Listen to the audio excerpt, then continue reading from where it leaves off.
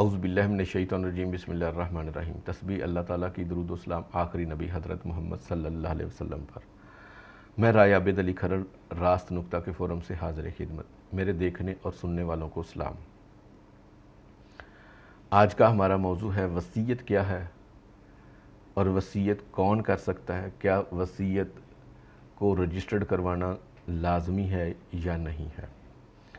کوئی شخص اپنی زندگی میں یعنی وفات سے قبل تحریر کروا سکتا ہے کہ وہ اس کی جائیداد مکمل طور پر، کلی طور پر یا جائیداد کا کچھ حصہ میرا فلاں بیٹا یا میرا فلاں رشتہ دار یا کوئی دیگر شخص میری وفات کے بعد اس جائیداد کا مالک ہوگا یا مالک قرار پائے گا۔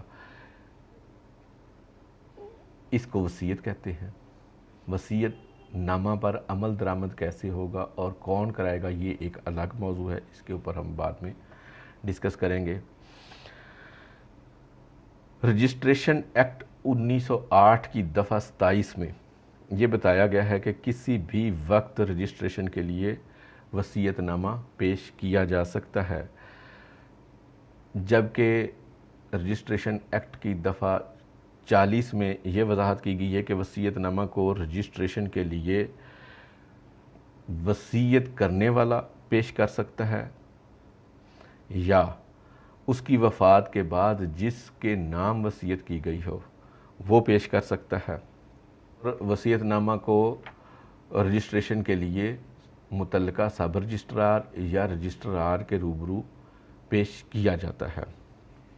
ملکی اور شرعی قوانین کے تحت کوئی بھی شخص اپنی کل جائیداد یعنی کہ اس میں زمین، گھر، سونا، بینک اکاؤنٹ کا بیلنس، نقدی وغیرہ جو کچھ بھی ہو اس کا 1/3 حصہ وصیت کر سکتا ہے، اور اس 1/3 حصے ہی وصیت کرنے میں نقطہ یہ ہے کہ اس کے قانونی وارث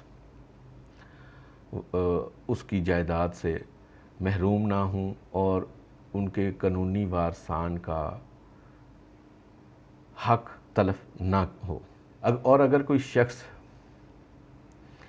اپنی جائیداد مکمل طور پر وصیت کرنا چاہتا ہے تو اس کے لیے ضروری ہے کہ اس وصیت نامے پر تمام قانونی وارثان کے دستخط اور انگوٹھا ہوں اور تمام قانونی وارثان اس بات پر متفق ہوں کہ مکمل جائیداد کسی کو وصیت کر دیں۔ یہ تو واضح ہے کہ وصیت پر عمل درآمد اس کی زندگی میں نہیں بلکہ اس کی کسی بھی شخص کی وفات کے بعد ہوتا ہے۔ کوئی بھی شخص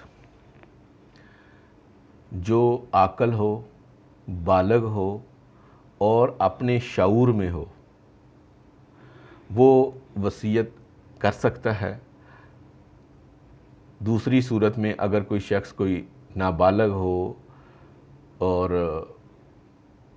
عقل مند بھی نہ ہو اور اپنے شعور میں بھی نہ ہو وہ وصیت نہیں کر سکتا، اور اگر نابالغ شخص وصیت کرے تو بالغ ہونے کے بعد اگر اس کا اعلان کرتا ہے کہ یہ میں نے وصیت کی ہوئی ہے تو اس پر عمل درآمد ہوگا، ادروائز اس پر عمل درآمد نہیں ہوگا۔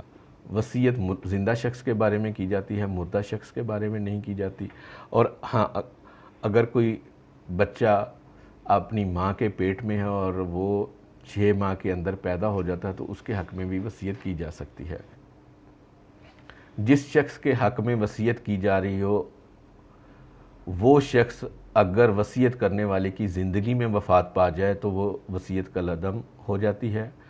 ہاں، اہل تشریع فقہ کے مطابق اس کے فوت ہونے والے شخص کے وارثان وصیت کو کلیم کر سکتے ہیں۔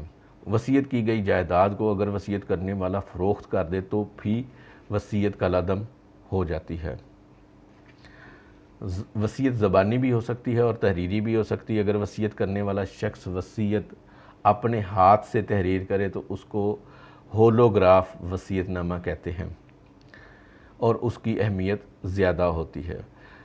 وصیت نامہ تحریری ہو اور رجسٹرڈ ہو تو اس کو ثابت کرنا آسان ہوتا ہے، اور اگر اس کو چیلنج کیا جائے اور منسوخ کرانے کی کوشش کی جائے تو وہ آسان نہیں ہوتا۔ وصیت نامہ قابل تنسیخ ہوتا ہے۔ اگر وصیت کرنے والا شخص اپنی زندگی میں اس کو تنسیخ کرانا چاہے تو کرا سکتا ہے۔ اگر آپ کو یہ ویڈیو پسند آئی ہے تو لائک کے بٹن کو دبائیں، اور اگر آپ اس فورم پر نئے ہیں تو سبسکرائب کے بٹن کو دبا دیں اور ساتھ لگے گھنٹی کے بٹن کو دبا دیں تاکہ آپ کو ہر نئی آنے والی ویڈیو کی اطلاع ملتی رہے۔